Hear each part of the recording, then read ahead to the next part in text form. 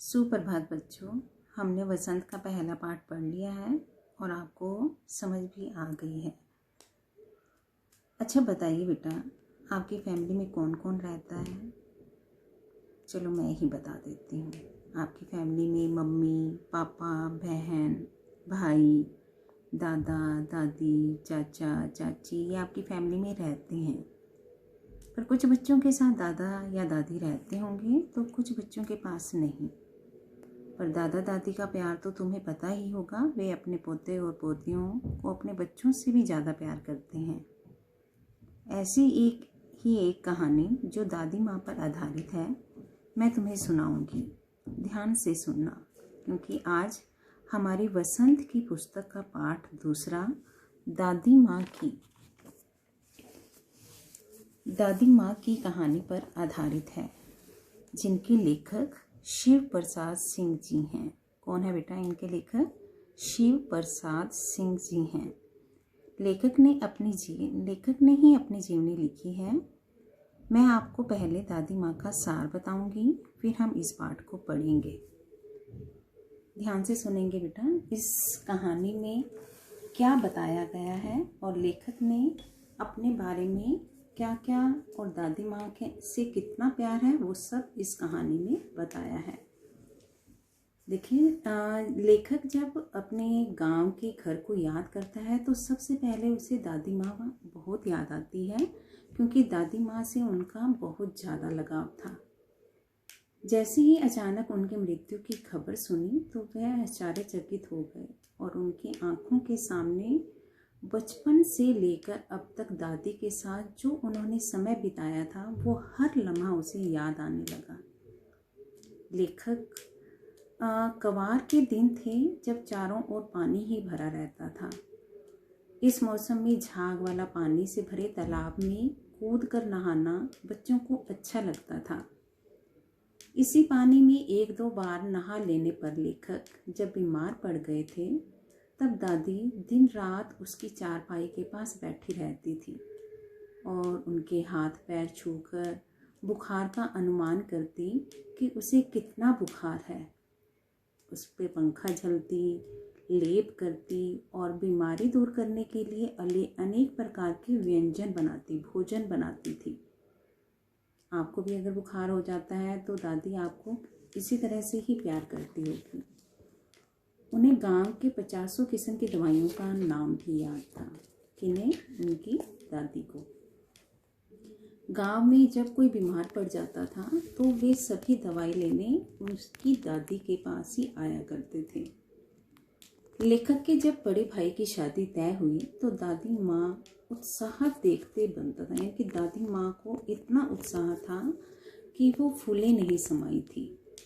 वह कोई काम नहीं करती थी, पर फिर भी किसी काम में जब कोई नहीं आता था तो उसे गुस्सा आता था कि कोई काम देर से क्यों हो। उन्हीं दिनों लेखक ने दादी माँ को सूद के पैसों के लिए रामी की चाची पर गुस्सा होते हुए देखा। वह जो रामी की चाची थी उसकी आंखों में आंसू थे और वो दादी से मिनती कर रही थी कि मैं अभी आपका कर्ज नहीं उतार सकती, क्योंकि उसके बेटे की शादी थी। पर दादी अपने पैसे छोड़ने को राजी ही नहीं थी। लेखक ये सब देख रहा था। वह वहाँ से खिसक लिया, यानी कि वहाँ से चला गया। कुछ दिनों बाद रामी की चाची से लेखक ने पूछा कि दादी माँ ने उसका सारा कर्जा माफ़ क्यों कर दिया और 10 रुपये देकर बेटी की शादी में मदद भी की। यानी कि जब लेखक ने रामी की चाची से पूछा कि आपका कर्जा कैसे माफ़ कर दिया, दादी माँ ने जो इतना गुस्सा हो रही थी, और कुछ दिनों के बाद आपका कर्जा भी माफ़ कर दिया और उसे 10 रुपये और भी दिए। क्यों? क्योंकि उसकी बेटी की शादी थी। यह घटनाएं दादी की कोमल स्वभाव को उजागर करती थी।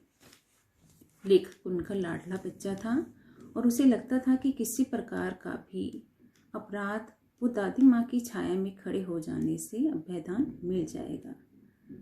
दादाजी की मृत्यु के बाद जब दादाजी की मृत्यु हो गई तो दादी उदास रहने लगी थी। लेखक के पिता ने दादाजी के श्राद्ध में काफ़ी रुपए खर्च कर दिए थे। जब दादाजी की मृत्यु हुई थी तो उनके श्राद्ध में बहुत पैसे लग गए थे और अब उनके पास पैसों की बहुत कमी होने लगी थी। एक शाम जब कड़ाके की ठंड पड़ रही थी तो लेखक नहाकर आए और उन्होंने गीली धोती पहनी हुई थी और दादी जी ने संदूक पर दिया जलाया और हाथ जोड़कर बैठ गई। उनकी आंखों में आंसू दिख रहे थे। लेखक से रहा नहीं गया। उन्होंने दादी से रोने का कारण पूछा। दादी मुस्कुराते हुए प्यार से उन्हें रसोई में खाना खिलाने ले गई। अगले दिन लेखक ने देखा दादी माँ ने दादाजी की दी हुई निशानी, जो उनके संदूक सोने के कंगन थे जो संदूक में पड़े थे, वो उनके दादाजी ने दादी जी को दिए थे। वो कंगन उस कर्ज को माफ़ करने के लिए लेखक के पिताजी को उसका कर्ज चुका देने के लिए दिए। लेखक को दादी माँ ऐसे लग रही थी कि उसके सारे कष्ट दादी माँ ने दूर कर दिए हों। लेखक अतीत से वर्तमान में लौट आया। बड़े भाई का पत्र देखा। अब तक उसके हाथ अभी तक कांप रहे थे और वह यकीन नहीं कर पा रहा था कि उनकी दादी माँ सचमुच ही नहीं रही।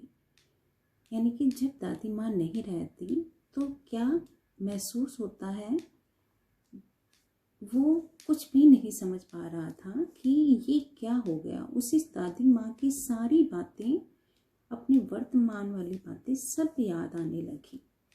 तो इस तरह की कहानी है दादी माँ की, जो इंटरेस्टिंग है। उसे हम बुक में पढ़ेंगे और ध्यान से आप बुक में से बुक खोलेंगे और उसमें ध्यान से देखेंगे।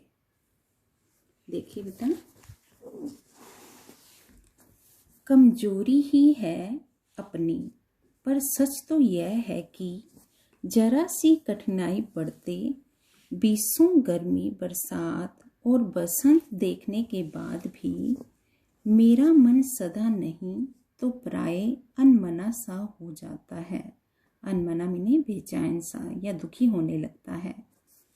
मेरे शुभ चिंतक मित्र मुंह पर मुझे प्रसन्न करने के लिए आने वाली छुट्टियों की सूचना देते हैं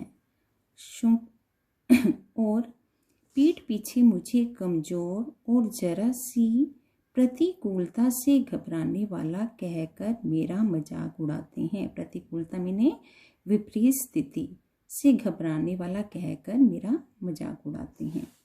मैं सोचता हूँ, अच्छा अब कभी इन बातों को न सोचूंगा। ठीक है, जाने दो, सोचने से होता ही क्या है।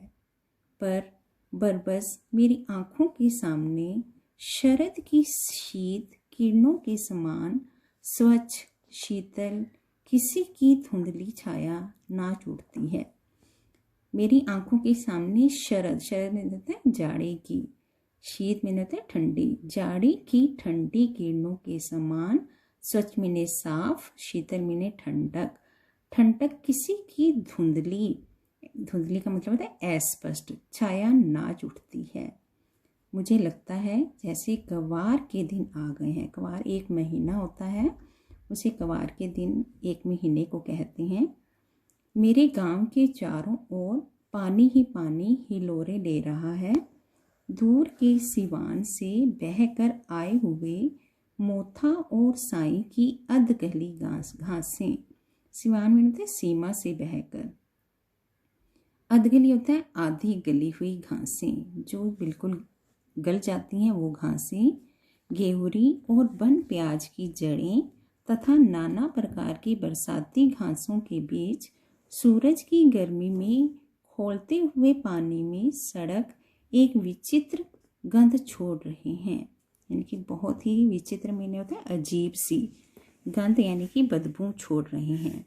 रास्ते में कीचड़ सूख गया है और गांव के लड़के किनारों पर झाग भरे जलाशयों में धमाके से कूद रहे हैं। यानी कि तालाब में वो जलाशय में होता है सरोवर या तालाबों में, जब कवार का महीना आया था तो कवार के महीनों में वो गंदे पानी की स्मेल आ रही थी, बदबू आ रही थी, पर फिर भी गांव के जो लड़के थे वो झाग भरे तालाबों या सरोवर में अपने धमाके से यानी कि जोर से कूद रहे हैं। अपने अपने मौसम की अपनी अपनी बातें होती हैं। आषाढ़ में आम और जामुन न मिले, आषाढ़ भी एक महीना है, उसमें आम और जामुन, जो आम और जामुन मिलते हैं आषाढ़ के महीने में, वो चाहे न मिले चिंता नहीं। अगहन में चिवड़ा और गुड़ न मिले दुख नहीं। चैत के दिनों में लाई के साथ गुड़ की पट्टी न मिले अफसोस नहीं। यानी कि ये एक आषाढ़, चैत, अगहन ये एक महीने के नाम हैं। पर कवार के दिनों में इस गंधपूर्ण झाग भरे जल में कूदना न हो तो बड़ा बुरा मालूम होता है। ये लेखक कह रहे हैं कि चाहे हमें इन महीनों में ये चीज़ें ना मिलें, पर जब कवार का महीना आता है तो इस गंधपूर्ण जो बदबूदार झाग भरा जल है उसमें अगर हम ना कूदें, ना नहाएं तो वो अच्छा नहीं है। मैं भीतर हुड़क रहा था, 2-1 दिन ही तो कूद सका था, नहा धोकर बीमार हो गया। जब उसने तालाब में गंदे पानी से नहाया, 1-2 दिन नहाया तो नहा धोकर वह बीमार हो गया, लेखक बीमार हो गया। हल्की बीमारी न जाने क्यों मुझे अच्छी लगती है। क्यों अच्छी लगती है, देखिए क्यों अच्छी लगती थी उसे। थोड़ा थोड़ा ज्वर हो, यानी कि थोड़ा थोड़ा बुखार हो, सर में साधारण दर्द हो और खाने के लिए दिन भर नींबू और साबू। लेकिन इस बार ऐसी चीज़ नहीं थी। ज्वर जो चढ़ा, ज्वर में होता है बुखार, बुखार जैसे ही चढ़ा तो चढ़ता ही गया, रजाई पर रजाई, और उतरा रात 12 बजे के बाद। यानी कि इतना तेज़ बुखार हो गया कि वो चढ़ता ही गया और उसके ऊपर बार बार रजाई भी डाल रहे थे तो भी उसे ठंड लग रही थी, ठंड महसूस हो रही थी। और जब उसे दवाई देकर सुलाया गया तो उसका बुखार रात के 12 बजे के बाद ही उतरा। आज हम यहीं तक पढ़ेंगे, आगे बेटा कल पढ़ेंगे। धन्यवाद।